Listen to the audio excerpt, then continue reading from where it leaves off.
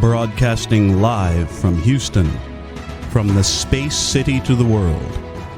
You are watching Now Media Television.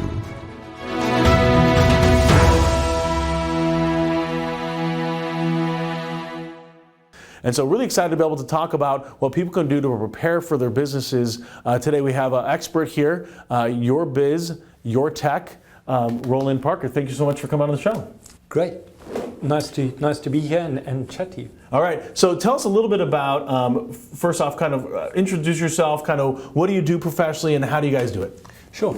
So Impress Computers has been in the Houston market for 20 years, and we provide IT support for businesses, keeping them protected against all sorts of things. You know, the general downtime, but in this day and age, it's especially ransomware and hackers trying to get into your systems. Okay, so now ransomware has been hot on the news, right, lately. So what is ransomware for the typical business owner that might not be aware? What the heck is that? So ransomware basically is the bad guys get access to your system, one way or the other. Once they get in, they start encrypting your files. And you wake up the next morning and it just comes up and it says the file's encrypted, and they hold the other side of the key. And they typically want you to pay with Bitcoins. And if you don't pay with the Bitcoins, they hold you to ransom. My goodness. So then, I know that this is really written right from the headlines, right? There was that oil line that was Colonial Pipeline. You know, they got hacked, and you know, that was millions of dollars that it cost. But also with since Russia invaded Ukraine, there's been an increase in activity coming from places like Russia and China, where they're specifically targeting US businesses. That's amazing. So then, what can a business do to protect themselves against ransomware? Well, it's not as simple as it used to be. It's getting more and more complicated. You've got to have a multi-layered approach.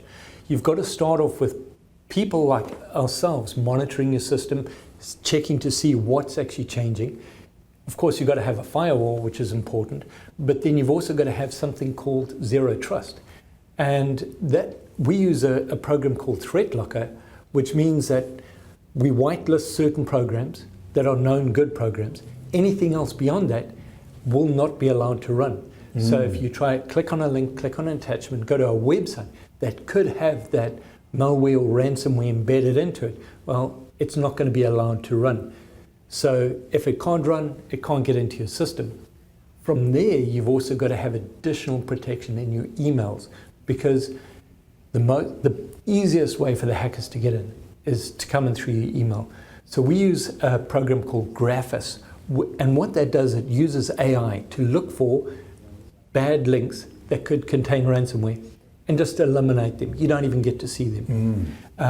In addition to that, we then use what's called EDR, endpoint detection and remediation, and that's monitored on a 24/7 through our SOC. SOC is Security Operations Center. And what that does is that they're continuously looking for files that change. So if you get past the firewall, you get past the zero trust, now it says, hey, wait a minute, something is still changing that shouldn't be changing. Could be 2 o'clock in the morning. And that is when we say, okay, lock that machine down. And you'll find when you go to renew your cybersecurity insurance, they're now saying, do you have a SOC? Do you have an EDR? If you don't know what that means, come and speak to somebody like us who can explain it. And the biggest thing they want to know, if a machine is getting compromised, can we shut it down? Because the best way to stop it from spreading, kill it at the source, stop it from spreading. Biggest mistake people make, click on a file, what's going on, and then it just spreads like wildfire. And before you know it, everything's encrypted. Best thing to do, shut your machine down. Gotcha. So then a lot of times in this, it's not as simple as I think it used to be. Obviously, 20 years in the business, right, at Impress Computers, they know a thing about how to be able to help companies. So when it comes to this, I know there's always that ransom, right? And so they're asking for money, Bitcoin. Should they pay that? That should only be at the very last resort. Obviously, nobody wants to be sponsoring the bad guys, because basically you're paying a criminal organization with untraceable currency. First of all, are you going to get it? Well, there's no guarantees. Even if you do get it, you're basically sponsoring that criminal organization to continue doing what they're doing. The only way to stop this is to stop paying the ransoms.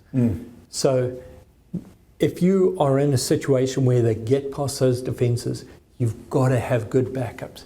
And you can't rely anymore on just having a simple data backup.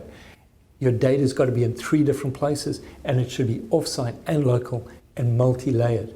Because if you get compromised, you need to be able to recover from that. And we've seen people, external hard drive, I've got a backup. Yeah. Guess what? The backup was plugged into the computer. And guess what happened? Yeah. It just went through into that. Yeah. And don't trust things like Dropbox, OneDrive, Google Drive, because that's not really a backup. It's file synchronization. So if your files get encrypted on your computer, guess what? They're syncing with OneDrive. They're syncing with Dropbox. Typically in real time, right? Yes. So it's great to have it in case your hard drive dies, but in case of ransomware, no, that's not the best thing to have. You've got to have a separate third-party backup. And it should be an image-based backup so that you can restore your programs as well and get you back up and running.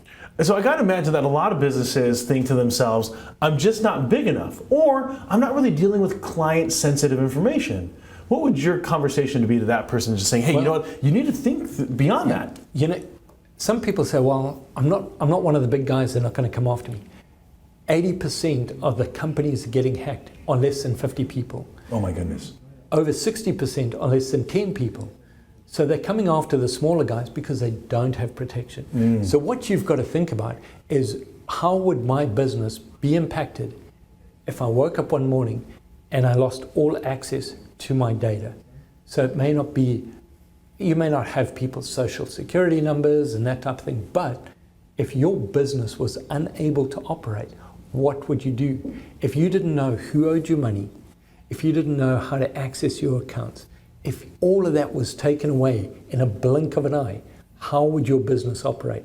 And that's the critical factor. It's not just client-sensitive information. It's that critical data that's going to shut your business down.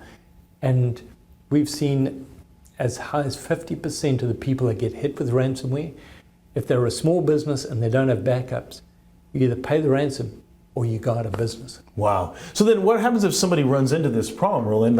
So they find themselves, they are a victim right now. They are being, right now, they're attacked, right? So the first thing to do is not panic, and don't respond to what comes up on your screen. We've seen a lot of scareware coming around. And what happens is, it comes up on your screen, oh, your machine's been hit with ransomware. But it's not, it's just a pop-up. Oh, okay. So if you respond to it though, and some people have that automatic reaction, they hit the X to close it. Yes. And what happens? The X is just a program command. And if they program that to say, overwrite my antivirus and install this, by hitting the X, you've just allowed the bad guys in. So don't respond to that. The best thing to do, shut your machines down, and then contact a professional like Impress Computers, where we can now come in and determine what has happened. You may not even be ransomed. The next thing is, we would then be able to see, okay, do we have a backup? Were only part of the files encrypted? Was everything encrypted? The worst thing you can do is try and treat this on your own or respond to that ransom in any way. Speak to a professional first. Absolutely.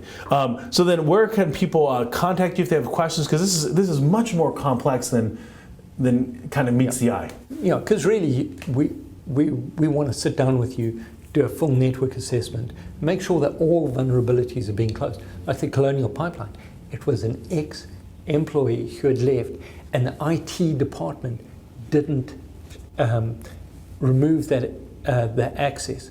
So that employee was still an active employee. He got somewhere along the line, his credentials were exposed, and that's how the bad guys got in.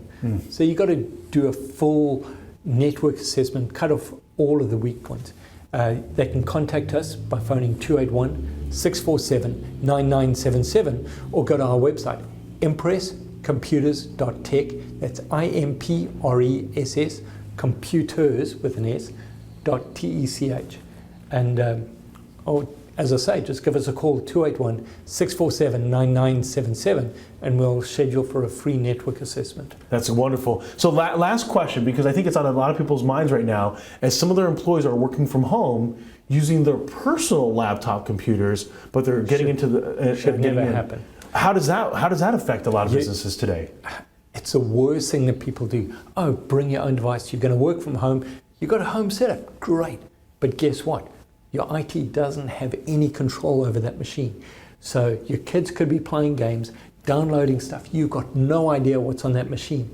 And that machine now, you're giving access to your server. Bad news. Should never happen. Every employee's got to have a company issued, locked down machine. And that's the only way that they can access. And whatever you do, do not use remote desktop to access your machines. Very easy to set up, easy to use, and it's easy for the bad guys to come in. Okay. You've got to use something like LogMeIn, a secure way of coming in. Let's face it, a lot of businesses are using remote control. People are either fully working from home or they're doing this hybrid, working from the office or from home a couple of days a week. You've got to make sure it's secure, and they've got to have a company-issued computer. Don't think you're going to save some money and let them use their own computer. It's bad news. Good, really insightful. So again, folks, really appreciate you coming on, sharing with us your tech, your business. We're going to take a quick commercial break, folks, and come back with Mike Moran.